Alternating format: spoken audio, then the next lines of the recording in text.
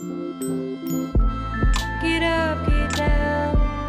Get up, get down. Hey guys, thank you so much for tuning back in. I'm so grateful to have that conversation with Natalie. She is so multifaceted and full of so much knowledge, and I can't wait for you guys to hear it and absorb just everything that she has to say. Thanks so much, guys. Enjoy. Hi, Natalie.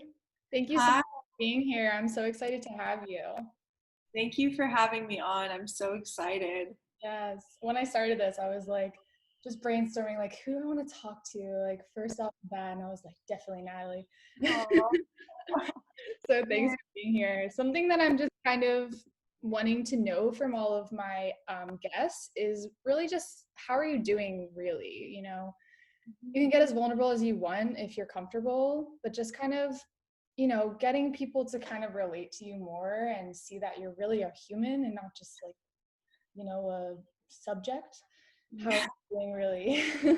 Um, that's a good question. I love that you start with that. I am doing pretty good. I stopped drinking like at the beginning of this year, and it's really brought up a lot of my insecurities and like the inner child wounds that I had been tucking under the rug. I've also been able to just look at my side of the coin in relationships, my part in the world and my shortcomings. So there's been a lot of stillness during this pandemic that I've had to just sit with aspects of myself that I think I would normally just drink off or distract myself with. But it's been for the best, like no complaints. I had this light bulb moment. I was like, oh, I used to go to psychics and healers for clarity, and now I realized all I had to do is like stop drinking. Like I've gotten all the clarity I need from just like being able to sit with myself sober. That's awesome. I think something I did want to talk to you about that's like perfect transition was the thing that you just posted about where you were talking about having an intimate relationship with your pain and really feeling all those feelings and actually dealing with it. So I think it's really powerful where, you're being sober, not that you think you'll be sober forever, but just noticing that you kind of needed that for yourself when a lot of people right now are, over drinking and they're really suppressing their emotions because they've never really done that inner work, and they're drinking a lot. So I think that's really powerful and big of you to do that, and Yeah. it's hard to do. I'm struggling with it honestly a little bit, and just I don't know, kind of numbing out those feelings at times, and it's kind of hard to find that balance. So I'm proud of you for doing that for yourself. Yeah, there's definitely a balance. Like I know, like, in order to be a human on this planet, you do have to numb out, but it's finding that balance of like, okay, where does it become bypassing and like not going deeper into my inner work, and like where's the healthy amount of like tuning it out, or numbing out, because it everything serves its purpose, but whenever it becomes like you're just really not taking responsibility for things, or you're refusing to look at some aspect of yourself, that's when it becomes an issue. So Yeah, yeah. totally agree with that. Do you think that at the beginning of this, when you left New York and everything, that you were handling it not the best and then you kind of moved in this more positive direction? Or do you think because of the work you do and because you were sober, you kind of found more, positivity in the experience and the transition? um yeah, I think that sobriety really honestly led me to where I'm at now.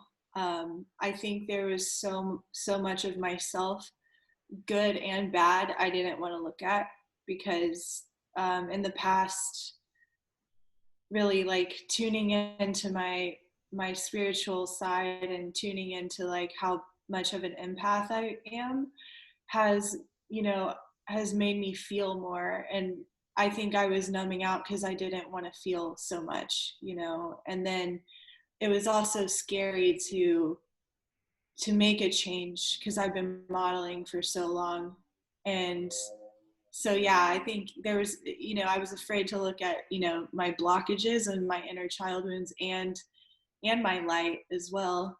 So the sobriety definitely helped me just face it. Yeah, I love that. For people that don't really know what this is, can you just kind of explain what an empath is?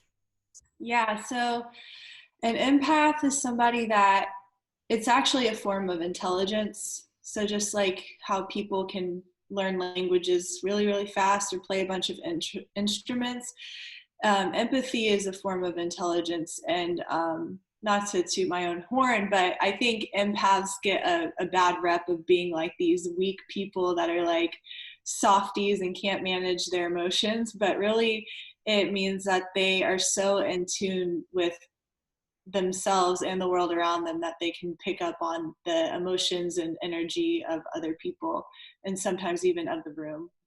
Mm-hmm. And especially during a time like this where I know for myself, I'm a huge empath. And at the beginning of all of this, I was like feeling all of the weight of everybody's fear and their emotions about it. And I was just a mess. Like the first week and a half, I was a mess because I was like holding on all this emotion. And then I finally realized that this isn't even my emotion. I was like, why am I feeling this? Why am I letting like all of this weigh on me when this is not even my emotion? So I'd love to hear kind of what you've done besides the sobriety, like actual work that you've done to help kind of cut those cords with being an empath and other people's emotions and kind of deflecting the things that you realize are not your own emotions.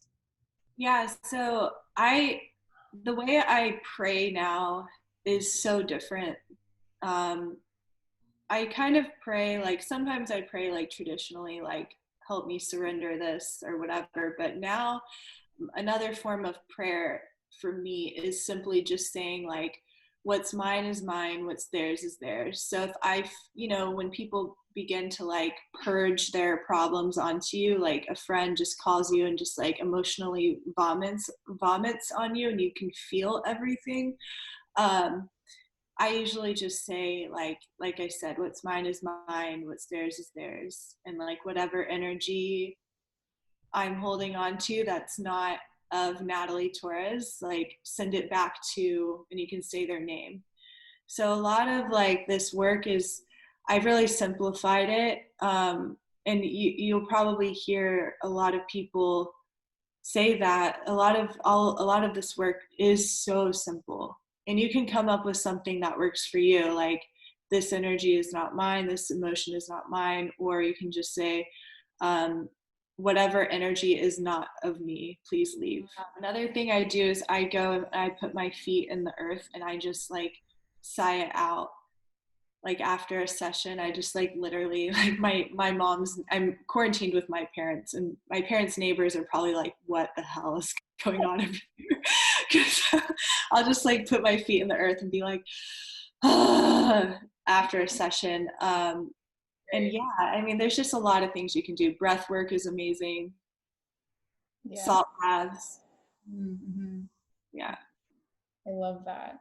And something, I mean, you don't have to have the answer for this. I'm just curious is, I know a lot of people that do take on a lot of other people's shit. Like they're the friend that people go to just dump, and they kind of take it and they're not great at kind of separating that. How would you recommend, or what would you recommend to people in terms of verbally saying like, you're kind of overstepping a boundary for me, or you're really loading on me and it's not helping my mental health, or something like that? Because like, how do you be nice but also have those boundaries? I think that's hard for some people. Yeah. So I mean, just to be clear, so you're asking like how do you like kindly have boundaries with Yeah, people and to an empath, they're just dumping their problems on you, looking for advice all the time. yeah, I mean, I think like you can just say like, just very honestly, especially if you're close to that person, just be like, I feel intensely everything you're saying, and I even get visuals or whatever your empathic abilities are, or I feel it in my body so much. Do you mind just you know, being mindful when you vent to me, you know, you can say that. Yeah, I think honesty is the best thing. And honestly, if your friends take it personally, I think they're maybe not the best friends to be having if unloading their problems on you all the time. Yeah, and that's another thing I've accumulated over the years is just like most of my friends are, I can have those conversations with them, and then also they're very they're also mindful. So they know when they're kind of pushing it. You know what I mean? Yeah. Well, you must be good at setting those boundaries then. Oh gosh. I feel like I can be a little bit I mean you have to be when you're so sensitive. Mhm. Definitely. Definitely. Yeah. So I wanted to kind of get into your story with modeling. I know that you're kind of shifting away from it, but it's obviously a part of your story. So I think from my understanding, you've been modeling for about 9 years, right? Yeah. So a long time. So I just wanted to hear your experience with it and your journey in terms of self-acceptance, body image, and kind of how you use your spiritual practice throughout your journey to kind of guide you through that. Yeah, so I started to try to model when I was 13, and I've always been about a size 8 or 10. And like on a good day or whatever, like a skinny day, whatever, I would be an 8. But even then, it's like that's as small as my body can get. And so I was always told I was too big, and I would try to lose the weight, and you know, I would have adults tell me at like age 14, like, you're really pretty in the face, but you need to lose a lot of weight. And that made me really, really insecure and have a lot of doubt. And I think I began to base my worth off of the way I looked. And it was kind of like a domino effect. I just started thinking very badly of myself, and it showed throughout high school and my relationships and everything. And eventually I got signed to an agency in New York by the time I was 19. And I had no spiritual practice in my teens. So it wasn't until I turned like, or maybe I was like 19 and a half in New York, and I felt like my guides tell me you need to meditate. So I taught myself to meditate, and I like, it was like an awakening for me. I started like giving readings because it just felt like so right. Um, and yeah, it's been like what I've relied on for the last like 7 years, honestly. But I would say it was like my own anxiety, my own trauma, and like self-doubt that led me to begin to meditate. Because before that, my background was like being Christian. I had no idea of like anything in the spiritual world. Mm, that's so interesting. I love to hear that. I hear that a lot actually. And so being grown, like brought up in that type of environment, did you, looking back, do you feel as though you had these gifts and you just kind of didn't know what they were? Or was it, you know, totally turned off and then when you were 19 and a half, you like figured that out? Okay, yeah. I was definitely born with the gifts, and they were a little bit creepy. Like, I just could feel I wasn't always alone, even if I was the only person in the room. I would see stuff.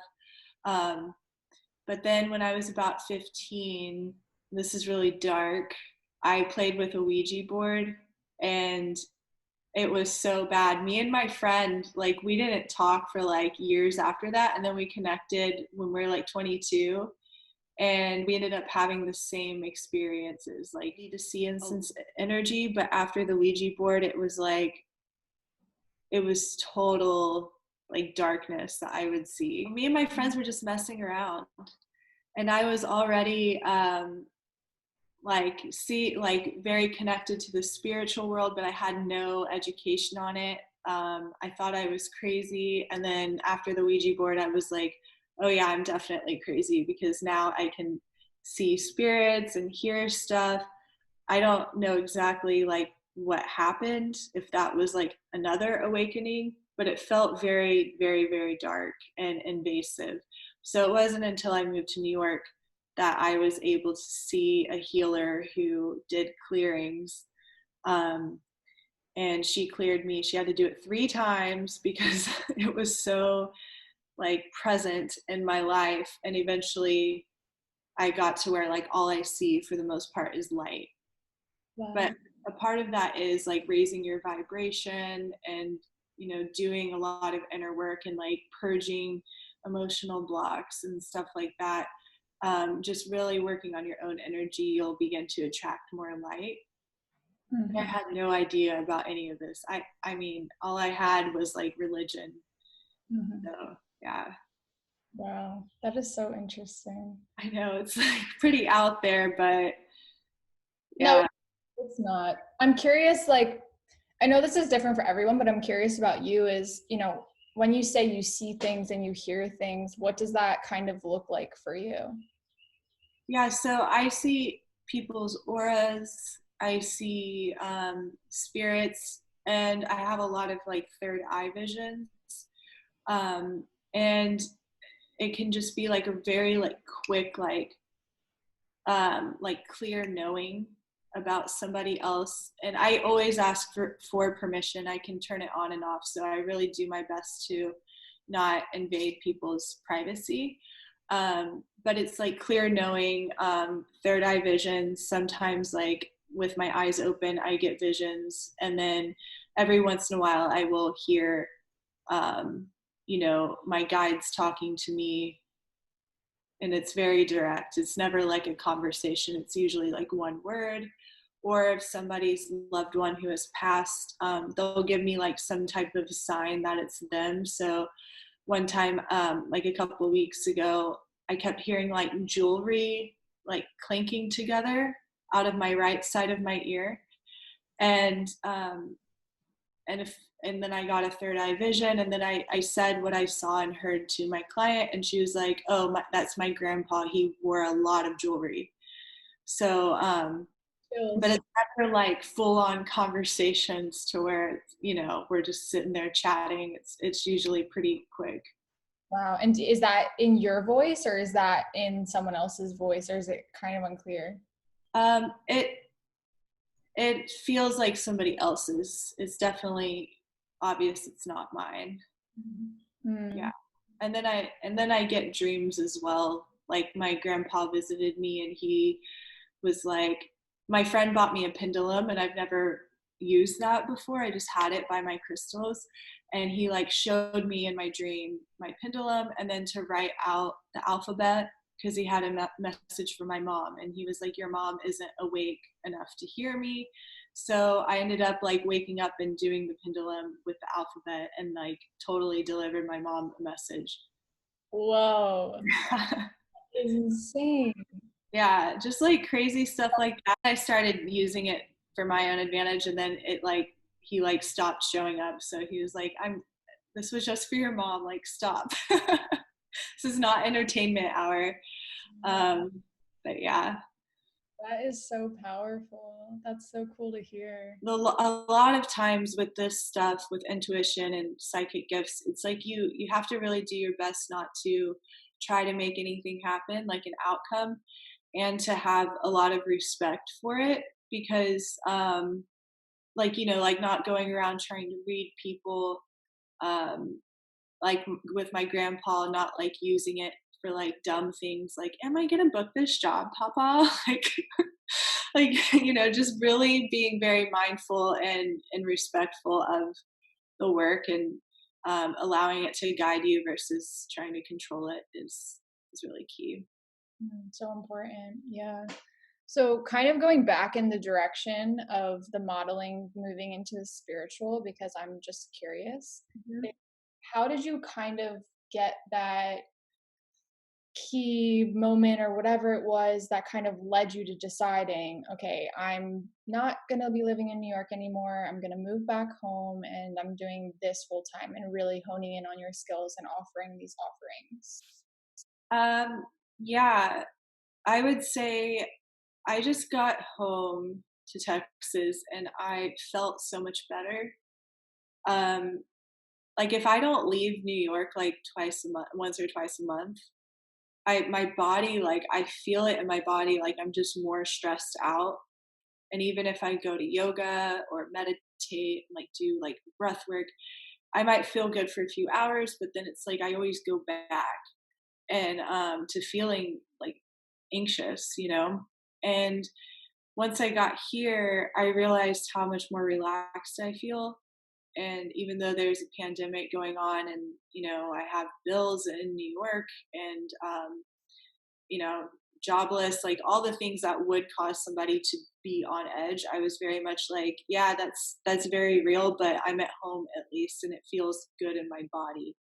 And so then I began to just put stuff out there like meditation classes and readings and Reiki sessions, and it just really took off for me. And I just reflected on the fact that like modeling felt like it needed to be really forced, and I needed to project out this image of myself that wasn't really me, like caring about like I love fashion, but I'm not like, it's not like I'm very like obsessed with it. So I just really got clear on like what I really like to do. And I realized on set, my favorite moments was in hair and makeup when I was talking to the makeup artist, like really connecting and sharing like where you're from and like what they're into. It was never like the glamour of modeling. It was the connection. So it was like, okay, well, I'm having success making connections with other people and sharing my spiritual practice with other people. And that's obviously what I like to do. So I might as well try it.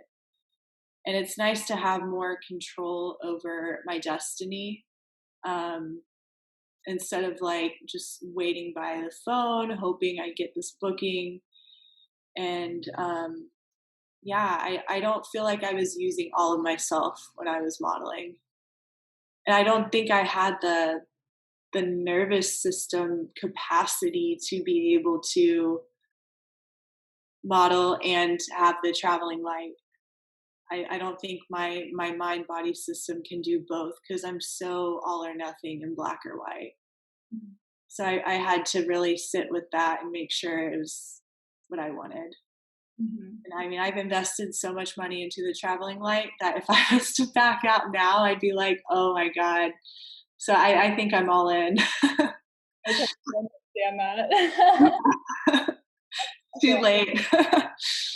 Well, it's good because, the universe works in crazy ways where, of course, you can't take away that this is a devastating time for so many people, but, you're having a good experience with it and it's pushing you to make these hard decisions and catapult you into the next part of your journey. So, I mean, I'm so glad that this has happened for you because I know you've been talking about it for so long and it's so cool to see what you've been up to. And I think it's really important to get silent with yourself and realize, what parts of my life was I loving and what parts was I not loving. And that kind of goes to something I wanted to talk about. And I loved that you shared this was saying that you kind of like did this or saying kind of all the time and not being really firm in your voice and what you were passionate about. And I just kind of want you to elaborate a little bit on that for people who Yeah, maybe. so I I don't know, sometimes I get a little bit hard on myself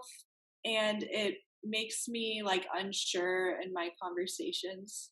And I just began to look at the way I would show up in conversations and when I'm talking about things I love or that I'm passionate about. And I would always use like kind of like I'm kind of creative or I'm kind of psychic.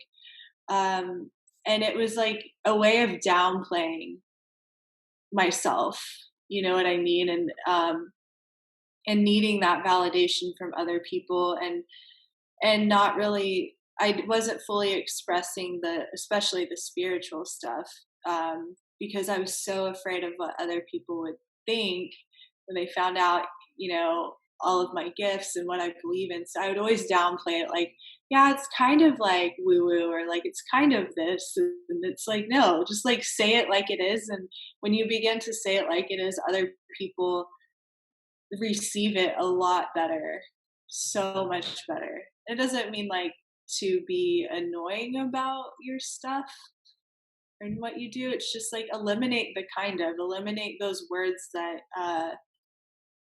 like leave a little bit of uncertainty in your message or in what you're trying to say. It makes a big difference.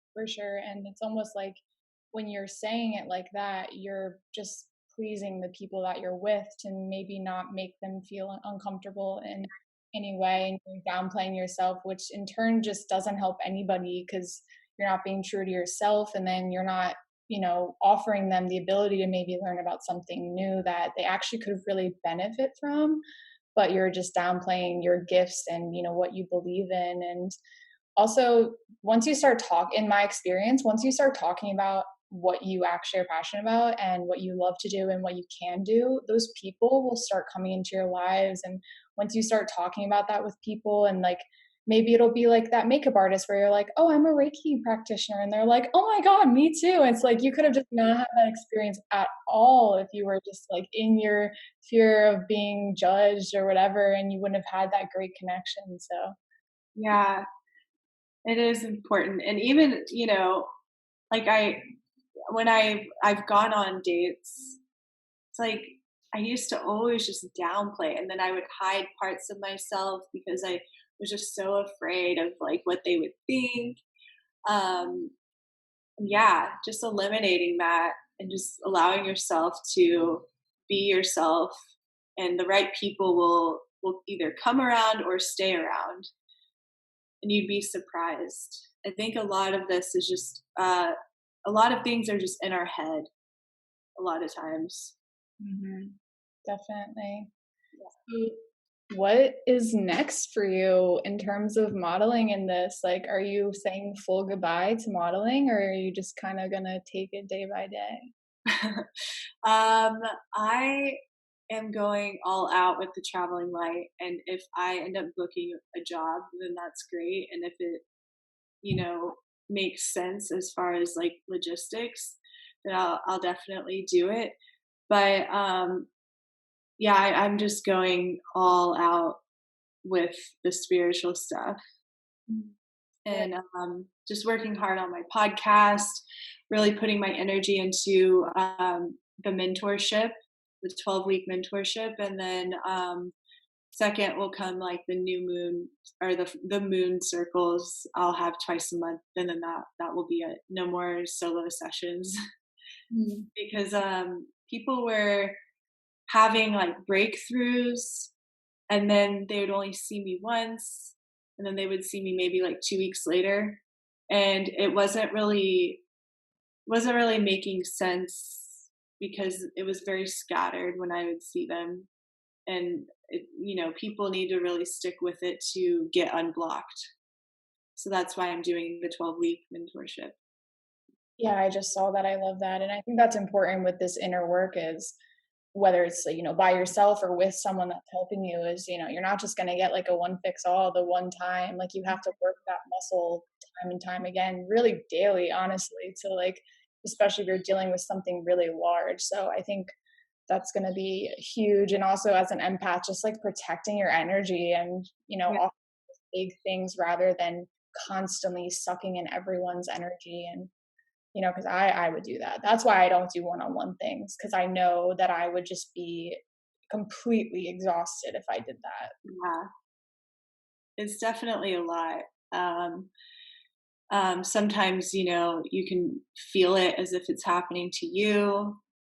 And then if you don't do, cleanse yourself, you can basically, it can throw off your day if you're working with people with that have a lot of trauma.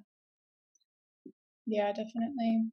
So I kind of just wanted to talk about your certifications and like what you are doing and kind of what you're bringing into this mentorship. So full free space to just mind dump what it is and what you're offering. Cool. Yeah, so I did my Reiki 1 2 times, and then 2 times, and then I did my Reiki 2, and I did that at Maha Rose.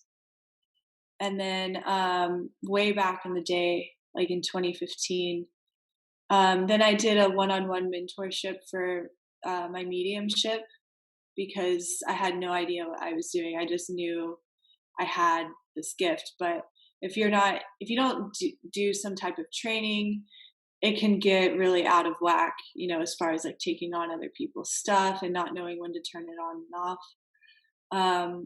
And then in 2018, I did my Reiki Master, my 3 and 4 in Costa Rica. So I spent a lot of time there, and I learned how to do soul retrieval work, which is for trauma and like inner child work. I did that like within the same program for the Reiki Master on my somatic trauma therapy training from embodied philosophy. And that's basically breaking it down, that in like old school psychology, there wasn't a lot of room for seeing the body as a whole, the mind and body. And in this embodied class, it's seeing the system and the effects on the trauma as one. So when you've had trauma, it affects your sense of time, because your hippocampus goes offline during the trauma and your amygdala takes over. So a lot of times, like, memory is very faulty in people that have had a lot of trauma, and especially if it was physically felt. Having a traumatic breakup is a little bit different than somebody who's had sexual trauma or was in a war. So depending on the type of the trauma, it can affect you differently. It obviously affects relationships, your ability to express yourself. A lot of people get frozen in their behaviors. Like they can start something, but like continuing and finishing a project is really hard, or they just straight up can't move. So it's a lot different than having regular depression. And I think like traditional therapy, like cognitive behavioral therapy, only really addresses the depression aspect of trauma. So when you start hitting the trauma with somatic therapy, you begin to see the effects that it's had on the system. It also affects your thoughts. So sometimes just like something random can make you think of the trauma. And maybe you get images, and it can just really throw off your day. And then obviously it affects your emotions, and your ability to take action. So just learning to apply the Reiki with with people with trauma has been really beneficial.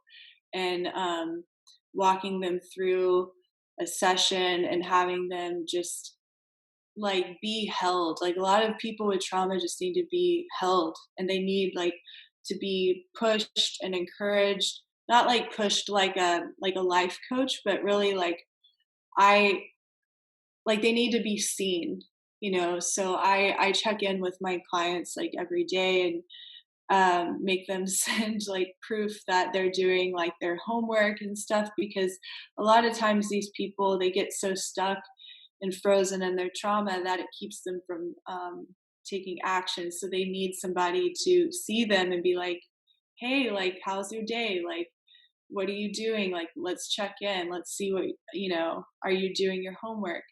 Are you eating? Like, that's another thing. Like, people with trauma get so out of body that they forget to eat. And like, even like some people like hold their bladder like excessively long. So, just really bringing back the sensations, and using imagery in the sessions, and like it's almost like putting them in a theta state has been really beneficial. And I'm sure I'll learn more in that course, but it's been really helpful when because I for some reason attract a lot of people with trauma, so might as well educate myself on it. But I also do Akashic record readings, and I use it in a very creative way, not like textbook. I use it in like when I go to write an email, or like if I'm about to do a podcast. And then of course I use it with clients as well. Yeah, I try to be dynamic because I feel like I see like the benefits of like traditional like Western thought, and then I also see the spiritual stuff too. And I think that's what makes you so unique, though, and be able to connect with a lot of people, because, you know, we live in a world of both. So, you know, to work with it on two ends and accept that both of those can be beneficial is huge, I think. I really want to bring people into the healing community that aren't open-minded, or that are not spiritual, and show them that it's not this out there thing, that there are a lot of benefits to it. Because I mean I love like talking about astrology and the moon and everything, but it's like, how do you break that down for the everyday person that really could benefit from setting intentions? Yeah, I've also done my personal training certification, which is how I got very intrigued by the nervous system. That was like my favorite part of that training course. And it led me to learning like the somatic trauma therapy. You're just kind of putting all of that into your 12-week course. Yeah, so I have recipes in the course to detox and support the body. I do Reiki on my clients once a week. I give them readings once a week. I check in with them daily to make sure that they're doing what they need to do. They have the choice. If they don't need to be micromanaged and they feel like they got it, I will obviously not do that. But some people really like that and need that support. And yeah, I just throw in my mediumship in the sessions, and then some coaching. My best friend is a psychologist, so she's making me read a book on a form of therapy called humanistic approach, and it's like helping your clients embody their fullest potential. So it's seeing them as their higher self and just helping them get there. So it's not the type of coaching where I'm like putting my 2 cents in. It's asking the right questions so that they form their own opinions about their own life. And it's not really manipulating, but it could be, because like you want them to see their blocks, but you don't want to call them out on the blocks, because then that can cause them to spiral. I don't know if you've ever seen like a healer that calls you out and you're just like not ready to receive that. So it's more effective like with this backdoor approach and having them have their own light bulb moment. But I do see myself getting certified in Kundalini one of these days. It's like a 9-month course though. Did you know that? Yeah. I want it so bad too, but I'm just like, oh, I have so much going on. And I mean, you already have so many certifications, and like you do practice Kundalini, so you know a lot of the postures and a lot of the kriyas and all that stuff is like, people are already gonna look to you that you're credible. So it's kind of like, if it's something you really feel called to do, I would do it. But also something that I heard from a master class with Shaman Durek and Sahara Rose was that I love them. Having like every certification possible, but sometimes that doesn't actually really make you the best, and you're just kind of wasting your time and money. Do you know what I mean? So that's something you just think about. I don't know. And as a client, it's like, okay, wait, what? Like looking at my qualifications, I'm like, okay, it's almost distracting, you know? Right. I agree. So I think, I mean, after taking your one-on or like your group course that you're offering, you already know what you're talking about. Like literally, there's no need for you to spend that money, spend that time doing that when you're already implementing those skills. True.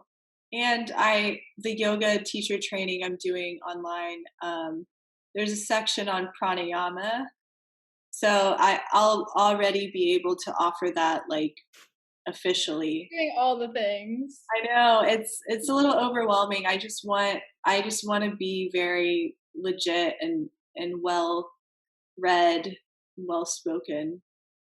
No, definitely. I Yeah. mean, take that away from yourself. It's good to be firm in what you're talking about, of course, and educated, but just know that sometimes, you don't need to go that extra step. I love that. Yeah. To be, teaching Kundalini in a, space or whatever. But honestly, everything's gonna pretty much move online anyways, and people. It's crazy.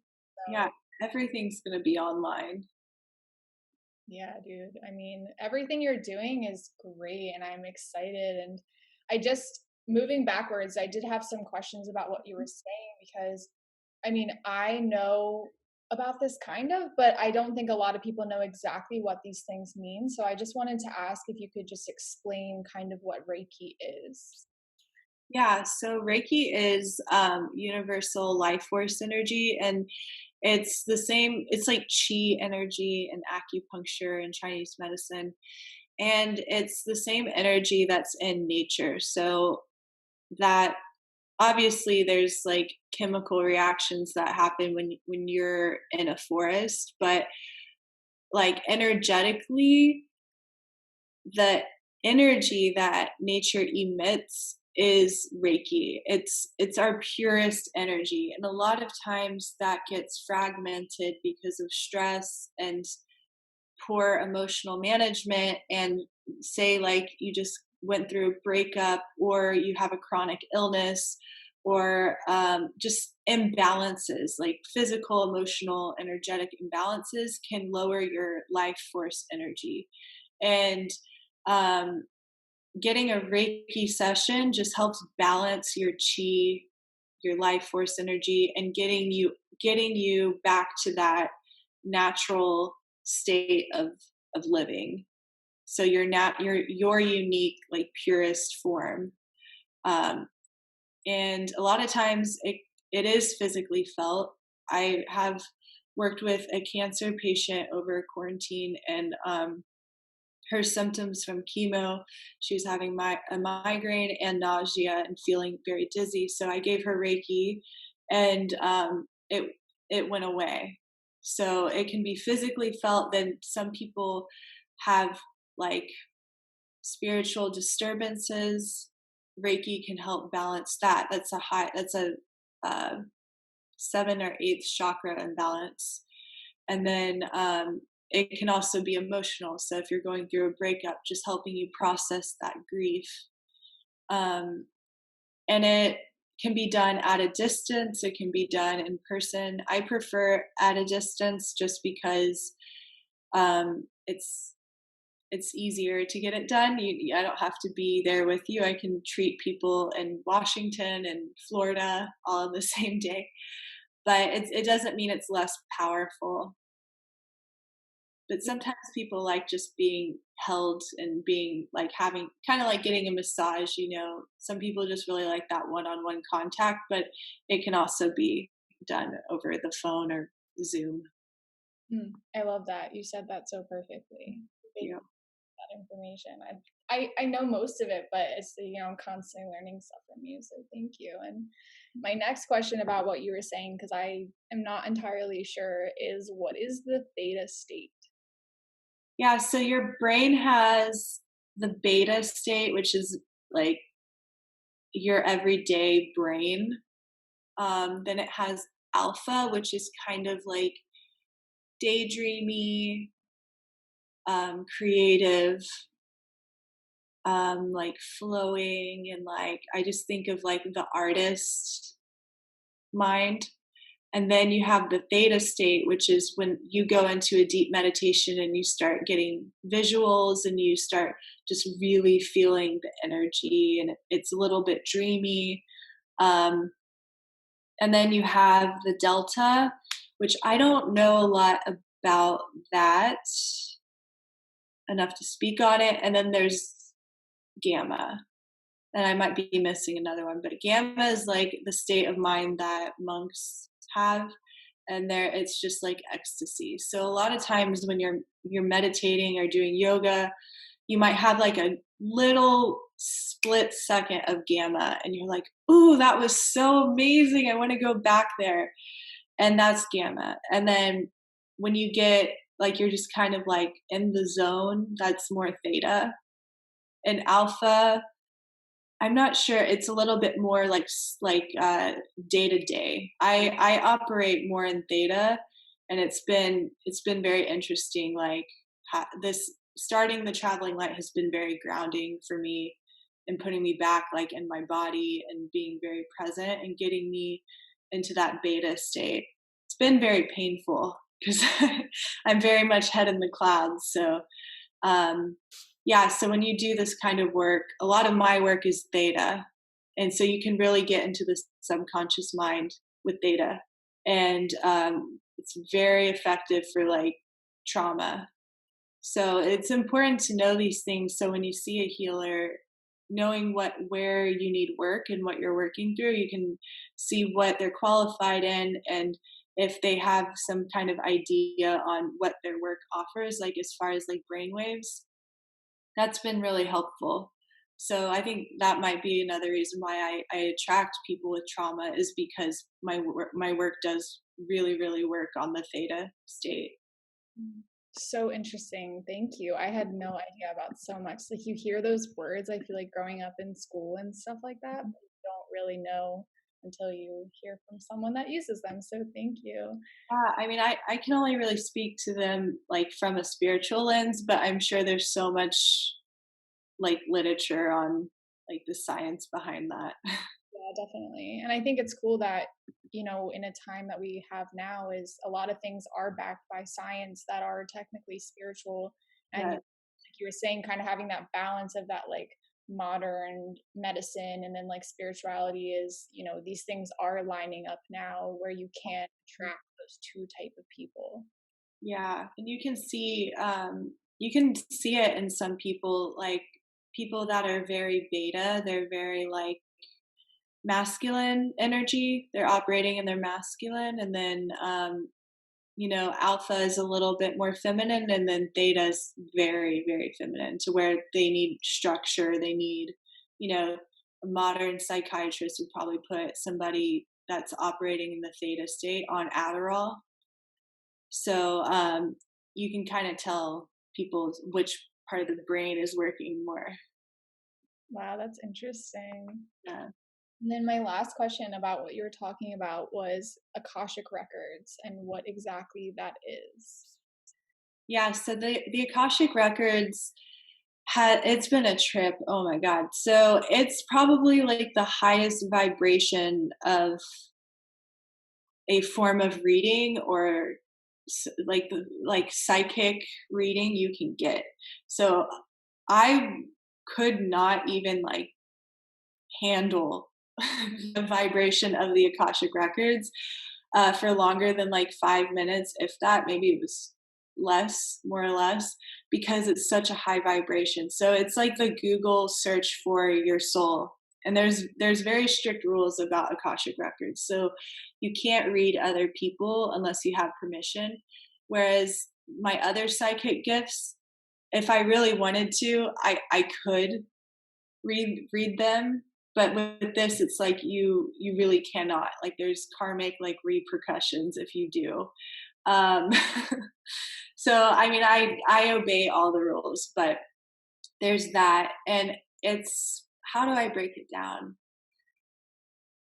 You can go past lives, you can go present, and you can go back into your past and get information, like the past of this current lifetime, and then you can go into your future as well. And the messages come in very, very fast. They're a lot of times visual, sometimes auditory, and it can be a lot because it can feel very psychedelic. And yeah, so as far as like what they are a spiritual and energetic database for every experience that your soul has had in the past, has had in the present, and is happening in the future. So you go into your records, you ask a question. A lot of times you get the answer in the form of a visual, and then it takes a while for you to get clarity around that. And then sometimes it's very obvious what the answer is. But it helped me make my decision on moving back to New York, because I would go into my records and ask, and they were like, no, my guides were like, no, you need to get out. This is not sustainable for you. And they gave me like a time, like if I was to go back and try to make New York work, they were like, you would literally only be able to handle it until November, and you would just have like a meltdown. So it's very, very cool to just be able to go in, get answers, and come back out. It feels very, like, describing it is very vague, but it's one of those things, like, it has to be experienced. Do you have any like books or resources for someone to kind of learn a little bit more about it themselves? There's this podcast called Align Within, and it's by Ashley Woods, and she does a really good job at breaking down the records and in a way that anybody can understand. And she's probably my go-to. I took her classes, and I feel like that's just a really easy way to understand like what they are. She breaks down the do's and don'ts. I'm not the best reader, so I like Ashley's work because I can just press play. Yeah, I'm glad you gave both, because a lot of people feel the same way, where they just like to listen. It's quick and so interesting, and just like past lives and all of that is so interesting to me. And I really wanted you to talk about that, because I think a lot of people don't believe in those types of things, and just kind of planting those little seeds of that is a thing that's out there. Yeah, it definitely is. I mean, there's a reason why we are attracted to the things we're attracted to. Maybe our relationship patterns, the trauma we've inherited in this lifetime. Um, it all can be past lives, and they've been able to prove, like, in epigenetics, like our DNA, even if it's just ancestral trauma, our DNA is only equates to, like, I think like 3% is our hair color, our skin color, and like our eye color. There's so much that they're just now discovering in ourselves, that there are things from our ancestors that we've inherited. So some people have like phobias and they don't know why, but it could just be like their grandma, like, say it's a snake, and the grandma like lost a finger because because she got bit by a snake. So yeah, if you're interested, there's a book called It Doesn't Start With You, and it's about epigenetics and trauma and inherited illnesses and like freak illnesses and trauma. And yeah, we inherit, our cells have more information in them than just like the color of our skin and hair. So interesting. And perfect segue into my next question is about your Lyme's disease and how you pretty much healed it completely with medicine, like herbal medicine and holistic healing. I'd love to just geek out on it. Tell me all the books you read, what you did, and just go for it. I'm super interested. Yeah, so Lyme was like, okay, so I'll just backtrack. So I did a Reiki training, and I was like, I just want to get rid of my anxiety. And I had no idea it was PTSD. I had no education on anything like PTSD and trauma. And like a month after, ooh, my ear just started ringing. A month after, I got this dream, and somebody handed me a card, and it felt very angelic. And on the back of the card, it said enlightenment. And I at that time I thought enlightenment was only for like monks and like Mother Teresa. And so I just went about my business. And then a month later, I started getting aggressively sick to the point I couldn't get out of bed. Forming sentences was so hard. And I was just like literally like a potato with hardly any thoughts and nothing to say or contribute to a conversation. And I just remember like sitting there and like telling my mom, like, I feel like I'm a spirit, like I'm not a human, and not, not in an enlightened way. I just felt very like out of this world. And I stopped eating meat naturally. I mean, I've ebbed and flowed between veganism and eating meat, but I just became like very, like I started getting these downloads, like becoming the observer of your your physical body, your emotional body, and just witnessing your life instead of being attached to it. And I know that's easier said than done, but there was just a lot of lessons that came from being so sick. But my doctors were putting me on crazy medicine, and I just felt it made me feel worse. My symptoms didn't get better. My skin got really aggravated, and I just did my own research. And then finally, I found a doctor that prescribed herbs, and I noticed like a huge shift in that. And it was like I never thought herbs worked. Like I had taken supplements before, but herbs I didn't know much about them. And then I had this experience where I kept seeing like sacred geometry with my naked eye. So I don't know what was I don't know. Like I still see it to this day, but it was just like this very like third eye experience for me.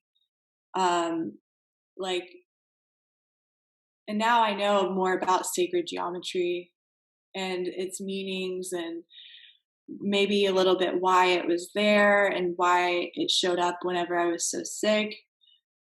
But I feel like I was being led, because when I would go to sleep with Lyme, I would feel like somebody was above my head giving me Reiki. And anyways, like a year and a half go by, and I continuing taking herbs and detoxing and doing hot yoga whenever I could, whenever I did have the energy. And I kid you not, like my eating disorder just like vanished. I think maybe I was so focused on healing the Lyme that I just forgot about it. And my Lyme levels went down, but I aggressively took herbs like cat's claw, like antivirals. And I never skipped. Like if I went to my boyfriend's, I would pack it. If I went anywhere, like I had herbs on me at all times. And I also took like herbal mushrooms, the chaga, reishi, lion's mane, and really I did everything I could naturally to reverse the Lyme, and I did it. So, but it was aggressive. I stuck with it because I don't like Western medicine. It always has an effect on me. I'm one of those people. I'm that 1%. So, yeah. Yeah, definitely. And I think it's important with Western medicine, and the fact that, some things we need it, it's important. But I think so once you get in tune with your body and like listen to what it's trying to tell you, you can be the biggest healer. And the doctors can't always tell you what's wrong. And there's not a one fix all for everything with our current, pharmaceutical industry. Yeah. Yeah. And I think it's just they see you have Lyme disease, so they give you antibiotics and pain meds and whatever else. And so it's the same thing for every Lyme patient with them. Whereas you never know, like maybe their bodies were in that state to contract the Lyme because they needed an awakening, or they needed to awaken to the fact that they had trauma. And there's a lot of things that doctors overlook. I know Lyme disease for me was the awakening I needed to face my trauma and sit with it and really nurture that part of myself, because had I not had Lyme, I would just be walking around oblivious to the world that I had trauma. So, and then, projecting that on the people in my life. It's such a beautiful outlook because, I mean, you could just have so much negative energy build up inside of you of like, why did this happen to me? But you're taking it in like a totally different positive direction of like, thank you for this experience, or I wouldn't have been like who I am today. So I think that's important. And for anyone listening, if you can kind of take the silver lining in anything that happens. I mean, the universe works in crazy ways where she or he or they, whatever you want to call it, they have something in store for you for whatever happens to you. Totally. You can't let these things define you, your trauma, your past. Once you begin to look at yourself as a soul having a human experience, you have to, unfortunately, you can't just, if you're going to be spiritual, you have to look at the hard stuff too. Part of that is like your soul did come here to have certain experiences, and that was really hard for me to sit with. I had to like sit with that for like a year and a half, and like, whoa, because I had the spiritual knowledge and like, the energetics and why maybe I had Lyme disease. I knew it was an energy thing too. And that was hard to sit with, that like my soul came here to experience the trauma. But I got the message that it's like I was breaking the cycle so that my nieces will never experience the darkness that I have. So it's like I on a soul level, I was strong enough to handle the trauma and transmute it so that my nieces can be trauma free, at least in this area. So that was just a moment of peace for me. And on my hard days, I do remember that, I'm breaking that cycle, and I'm gonna break it well. So you feel like you still do have some symptoms sometimes, and you're still. Yeah, definitely. I mean, I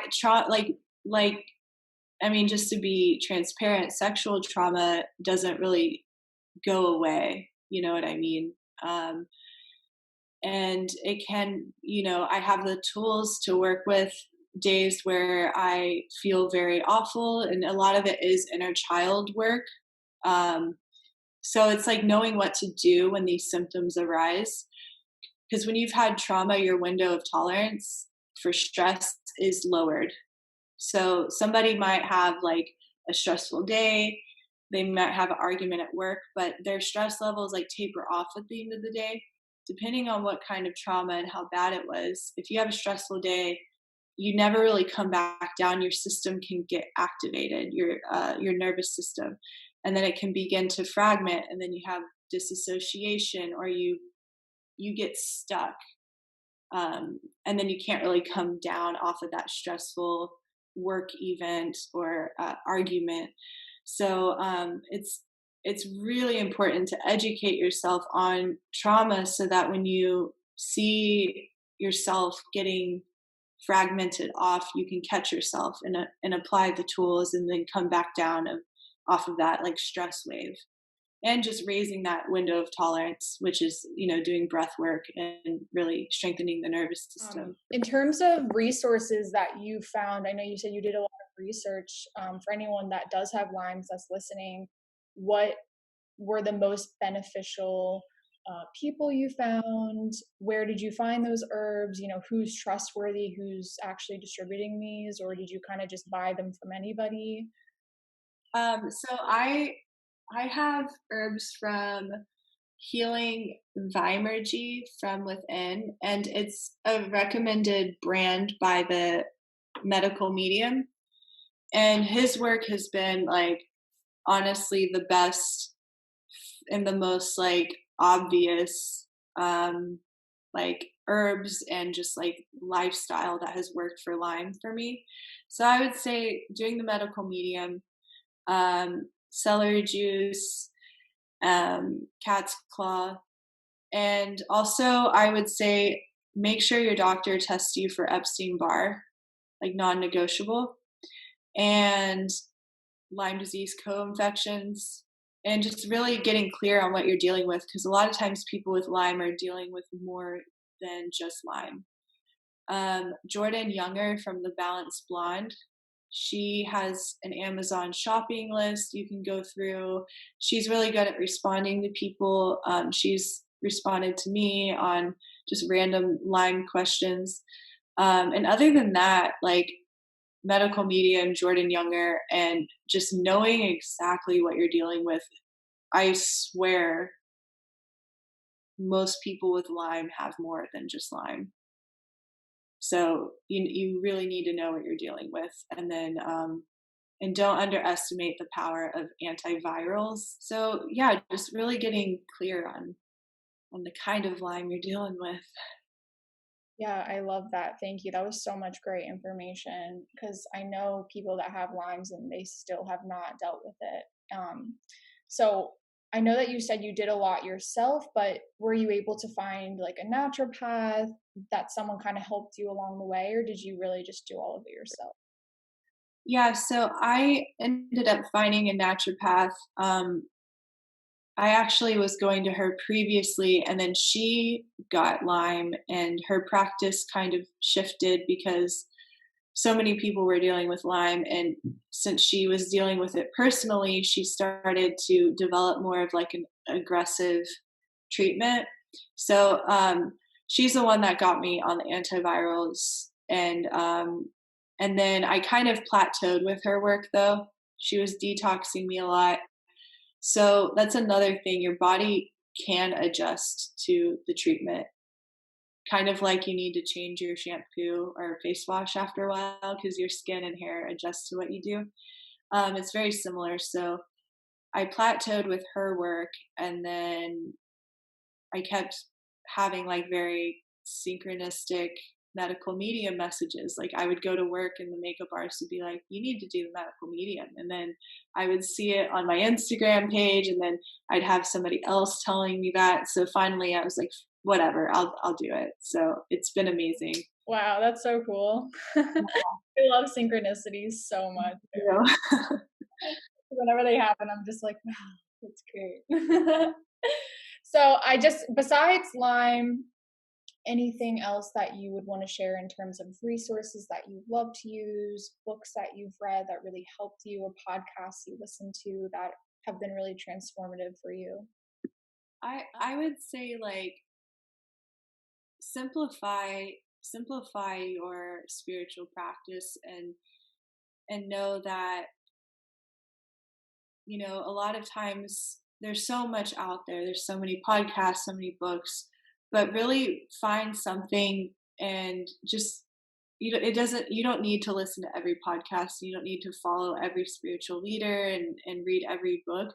Just start small and realize that the most powerful healing modalities are the most simple ones, you know, and they don't always have the most fancy names or the biggest names. Just really, I just love simple. So during our call, I pulled a card for you from the Yogic Path deck, which is the one that I'm using all the time now, by Sahara Rose. And the synchronicity of it is that the number is 77, which is one of my favorite numbers. And I'm saying that all day. No way. You're kidding. Yeah. Okay. So I pulled the Samadhi in Sanskrit, this card. Oh, I love that. Upside down, but here's upright so you can see it better. Wow, it's so pretty. And it's, just from what I'm seeing, it's definitely having to do with the heart chakra. See how it's like green in the heart chakra?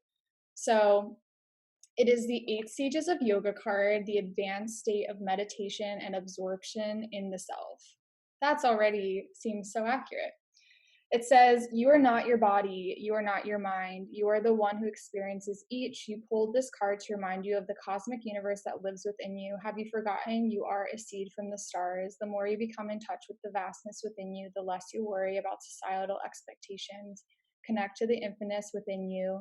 Through a practice of stillness, it is there that you will realize you are the cosmos in human form. Oh my God, I love that. That's so funny. That's exactly what we were saying, like becoming the observer. I know, it's so great. Wow. And the heart chakra, open it up. Yeah, I need to. I love that so much. I think it's important, especially in a time like this too, is just to like open up your heart and accepting. Oh my God, that's so accurate. I just love that so much. So thank you for accepting that. And I hope that you take that with you. And on that note, I just want people to know where they can find you, when they can sign up for this 12-week program, and whatever you want to share. Yeah, you can find me on The Traveling Light on Instagram or thetravelinglight.com. My website will be done in like 48 hours.